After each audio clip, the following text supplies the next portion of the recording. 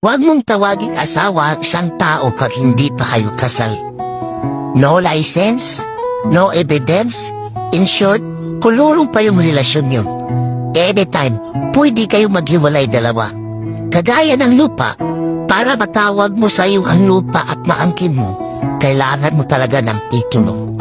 Kaya pag kinasal ka, ang ibig sabihin, KNJS, kasi nagkatuluyan kayo. Pero pag live-in partner ka, ang ibig sabihin, once upon a time, pwede magkatuluyan, pwede maghiwalay. Pero pag kabit ka, ang ibig sabihin, tulpo. Kasi may magre-reklamo sa'yo at pwede ka pang makulong. Pero pag iniwan ka, ang ibig sabihin suko. Naluko ka na, na-scam ka pa. At pag minalas ka, mamamatay ka pa. Kaya gulapin mo yung biyanan mo. Isuli mo ang kanyang anak.